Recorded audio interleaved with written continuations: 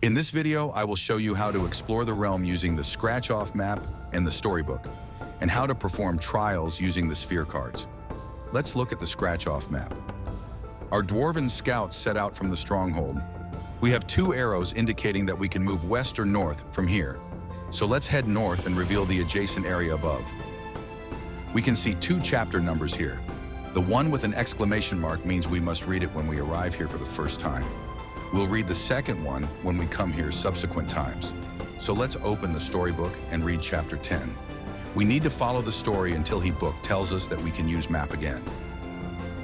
The storybook describes the location or encounter, giving the party the opportunity to choose their actions. Sometimes party members will have to undergo a trial of strength, cunning, or magic, either individually or all together as a team. Let's see how a group cunning trial works in a situation where the party has noticed something and must draw conclusions that will affect the further development of the plot. The party performs a cunning group trial level 2. Success, turn to 20. Failure, turn to 21. Each dwarf has their own deck of cards consisting of strength, cunning, and magic cards. The warrior Thorgrim has the most strength cards, the mage Gondry, magic cards, and the techneer Vidar, cunning cards. At the beginning of the adventure, all cards are first level and have a value of 1. During the adventure, our heroes will gain fate points, which they can use to upgrade their cards to next level when they make camp. They will also be able to gain resources which they can exchange for useful items when the story allows it. Cunning Trial. This is a group test, so each dwarf must draw 2 cards from their deck. Then the team sums up the drawn cunning points.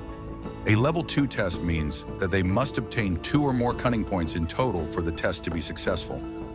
The party drew only 1 point of cunning, but because they feel this is an important test, each of them can pay 1 fate point to draw an additional card. Now the test result is 2 points of cunning, so the team passed the test successfully.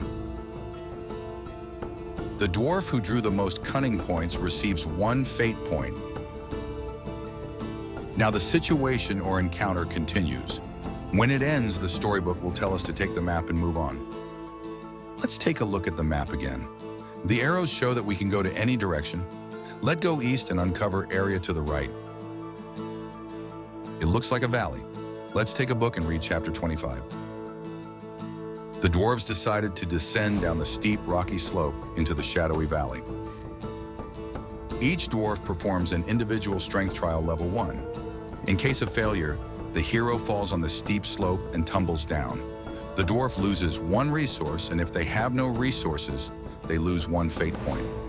If Thorgrim draws 2 strength cards, he can grab one of the dwarves who failed the test and save them from failure. In case of success, you manage to safely reach the bottom.